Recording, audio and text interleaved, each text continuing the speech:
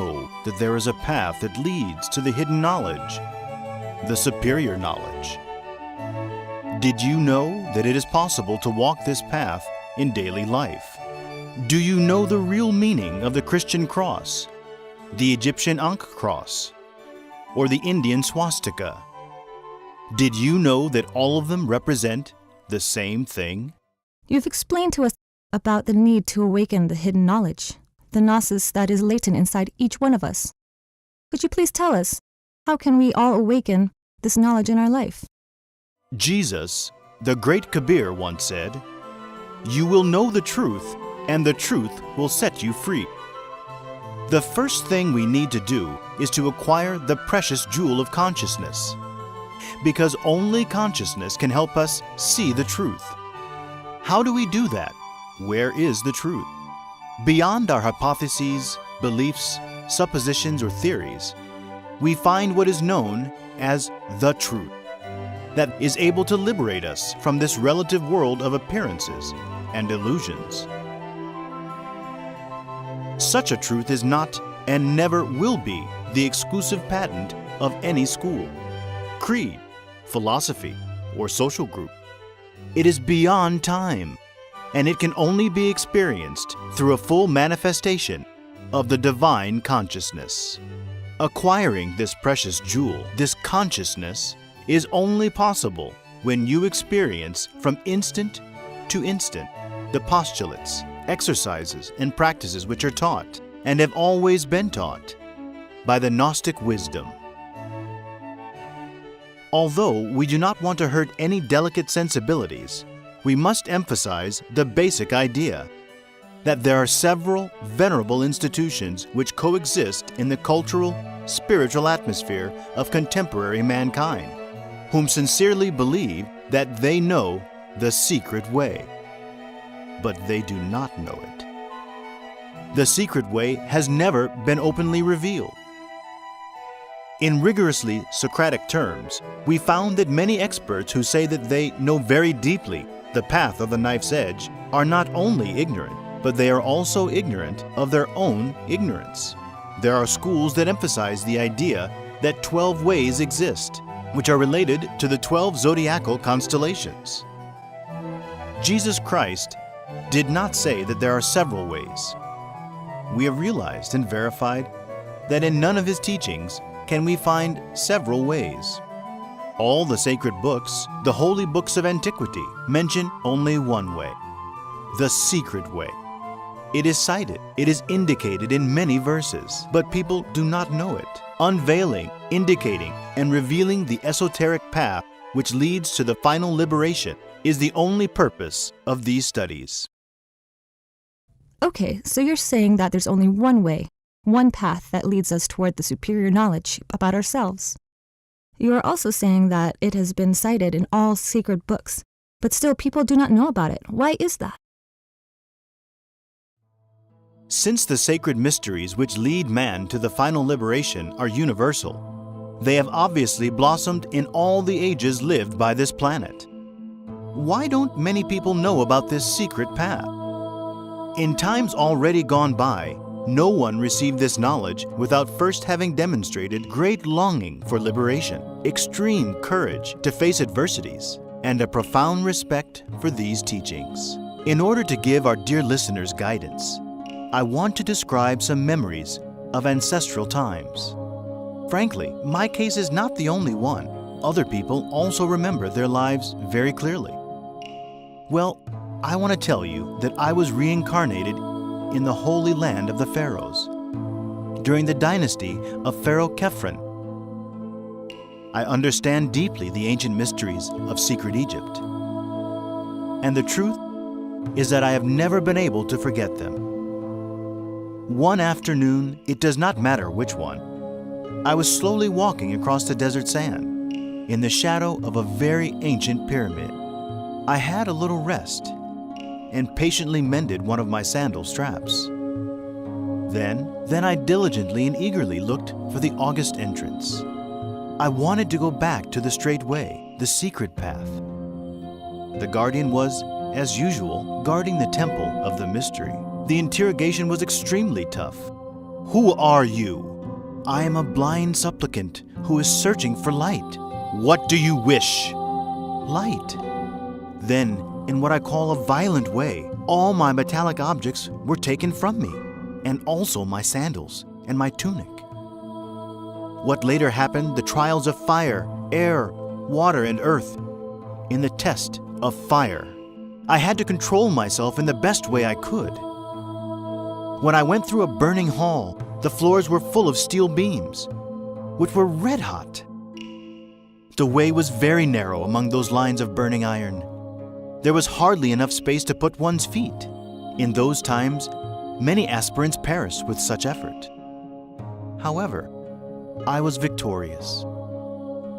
In the test of air, I had to jump from a high rock. At the bottom, you could only see a tenebrous and horrible precipice. Where other people perished, I triumphed. Many centuries have passed, and I still have not been able to forget, despite the dust of so many years, the sacred crocodiles of the lake in the test of water. If it had not been for the magic conjurations, I would have been devoured by those reptiles. Countless unfortunate people were crushed and broken by the rocks in the test of earth. However, I triumphed, as I watched serenely two large masses nearing onto me and menacing my existence, as if they were going to reduce me to cosmic dust. Certainly, I am just a miserable worm of the mud of the earth, but I came out victorious. That is how I truly went back to the path of the revolution of the consciousness. I was accepted in the initiatory school. I was solemnly dressed in the white linen tunic of the priest of Isis, and the Egyptian Tau cross was placed on my chest. All these initiatory tests were in reality a filter. The teachings which were going to be received by the aspirant were too valuable to be profane. Only courage and a sincere heart triumphed in these tests. Nowadays, the tests have changed. The form, not the substance, has changed. The times in which we live require that this be so. It is the same teaching, the eternal wisdom, which was delivered in all the temples and initiatory schools, but now ancient Egypt's 4 tests of nature, or other tests typical of meritorious institutions, are no longer the filter to receive the knowledge. The filter is the very overwhelming amount of philosophies and creeds owned by different schools, which terribly confuse the sincere person who is searching for the way to the light. Inquiring friend, as for this matter, we can only say one thing to you. Investigate, check, and verify the Gnostic postulates. Do not conform to believing or disbelieving. This teaching will provide you with all the keys and practices so that you can corroborate it. Only in this way will you be able to know accurately whether Gnosis is just one more theory or the real map of the way that leads us to the great reality which sustains everything. Okay, for those who are interested and who have the courage and interest to walk this path, is it possible for them to do so in their daily life? Or do they have to leave everything behind and go to the forests or mountains or monasteries? No, we don't need to leave the daily life. The superior knowledge can be found in every moment of our daily life. How? We need to understand that there are 2 lines in life. We can call one of them the horizontal and the other one the vertical. They make up a cross inside ourselves here and now. The horizontal starts with birth and ends with death. Whoever is born must die. In the horizontal, we find all the processes of being born, growing, reproducing, growing old, and then dying. In the horizontal, we find all the vain pleasures of life, liquor, fornication, adulteries, etc. In the horizontal, we find the struggle for our daily bread, all those intimate sufferings of practical life. But there exists an alternative line, the vertical. In this extraordinary vertical, on this marvelous ladder, we find the different levels of the being. The transcendental and transcendent powers of the intimate. In the vertical, we find the esoteric powers, the powers which deify, the revolution of the consciousness, etc. With the forces of the vertical, we can definitively influence the horizontal characteristics of practical life. We can completely change our destinies. So the vertical is wonderful and revolutionary by nature. So while we live in this world, we need to ask ourselves, why? We suffer a lot, but what for? We strive to have the things called food, clothes, and shelter. And then what? What is the result of our efforts? Living for the sake of living, working to live, and finally dying, is not a wonderful thing in reality. My friends, we truly need to comprehend the sense of our existence, the sense of living. What are we here for? Why? It is evident that the horizontal line is very vulgar. It is trod by everyone. It is evident that the vertical path is different. It is the way of the intelligent rebels, the way of the revolutionaries. When you remember yourself, when you work on yourself, you go, in fact, along the vertical path. Are we by any chance happy about what we are? Who feels happy in the widest sense of the word?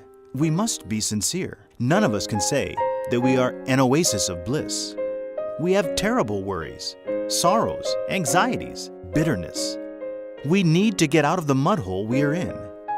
In fact, we need to change radically, and this would only be possible if we appealed to the transcendental powers of the vertical. When someone who is going along the horizontal remembers himself, his own being, his intimate reality.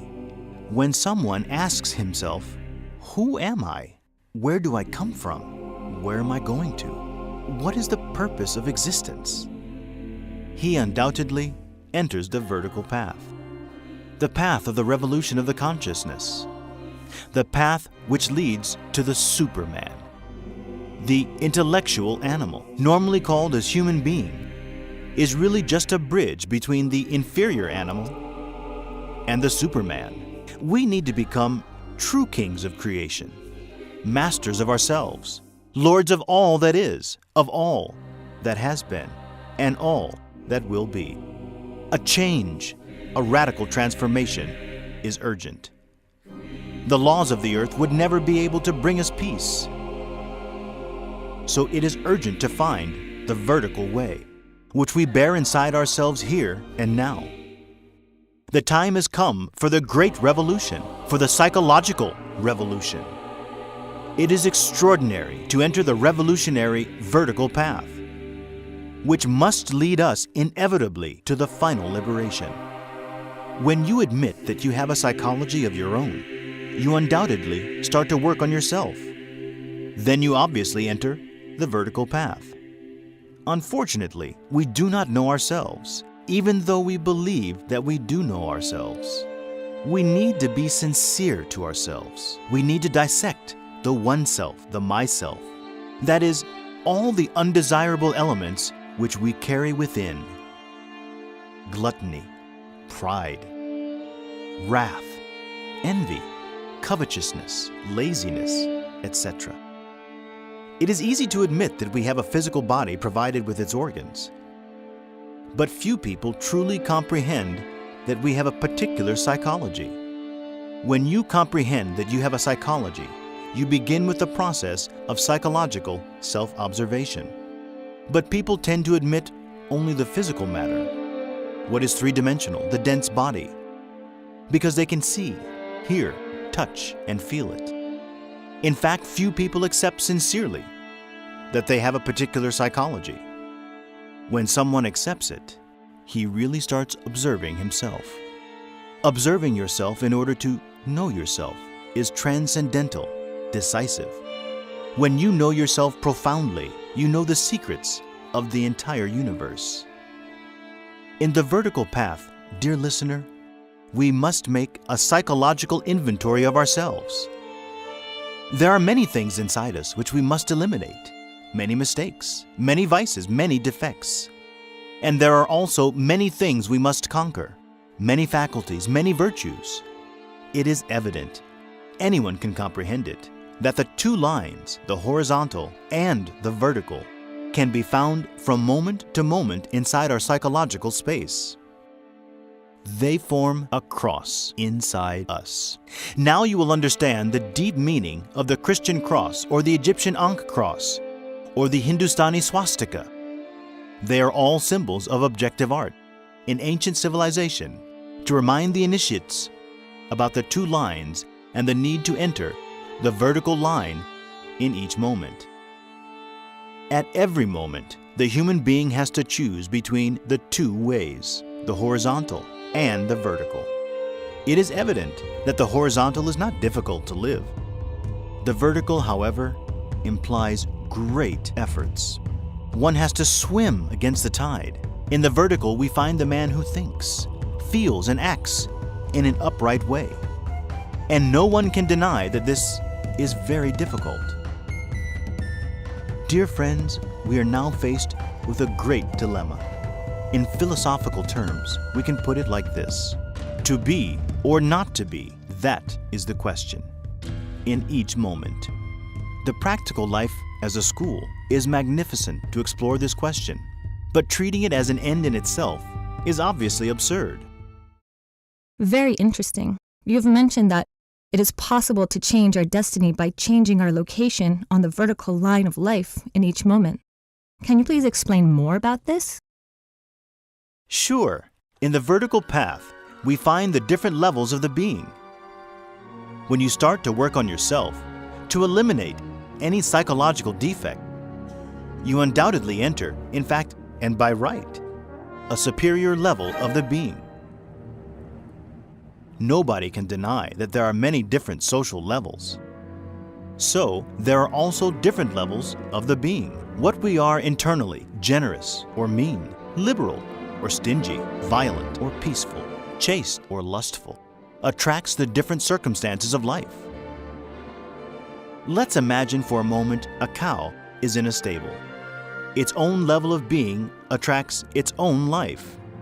If we take a cow out of a stable and send it home, if we let it have a servant, comb its hair very well, put talcum powder on its body, and perfume it, it will continue being a cow nevertheless. Our beautiful house will become a stable. Everyone's level of being attracts their own lives. A man is what his life is. It is not by getting huge amounts of money that we can change our very existences. No. What we need is to pass to a superior level of being. How can we pass to a superior level of being?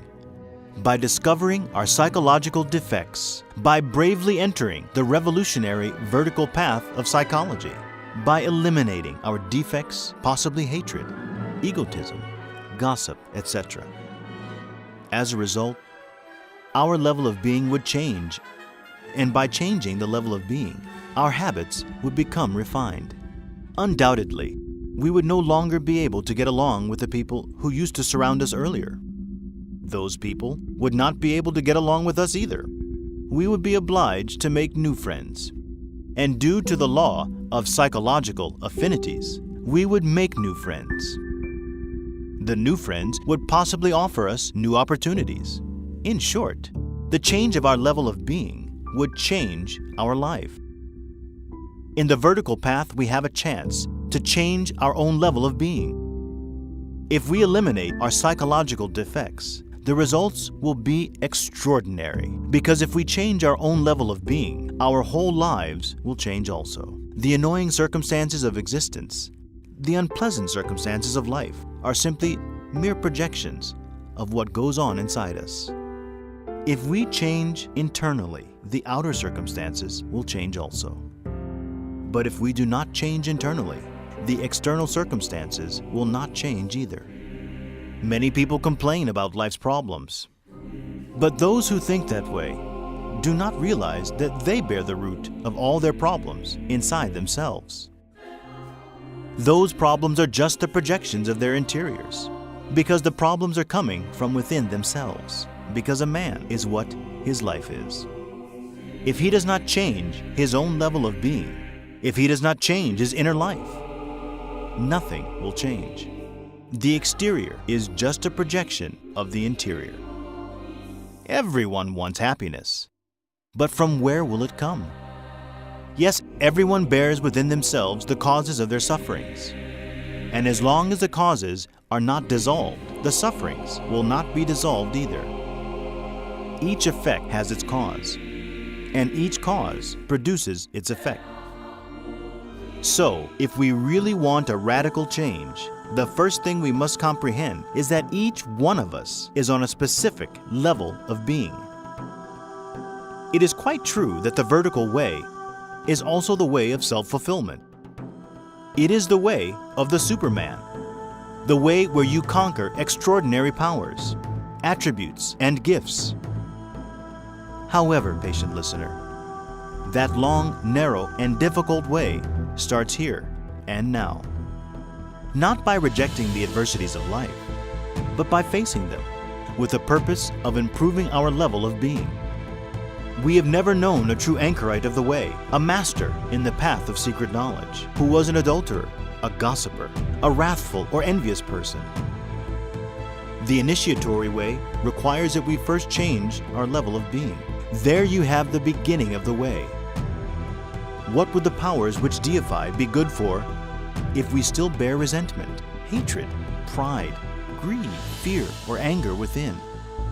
Therefore, we who have set ourselves to walk along the vertical path want, above all, to achieve self-discovery, to know our own mistakes in order to eradicate them, to remove them from within, because only in this way can we change fundamentally. Today, where were you? What did you do? Do you think by any chance that it is possible to pass to a superior level of being without eliminating psychological defects? Or are you happy about the level of being in which you find yourself at present?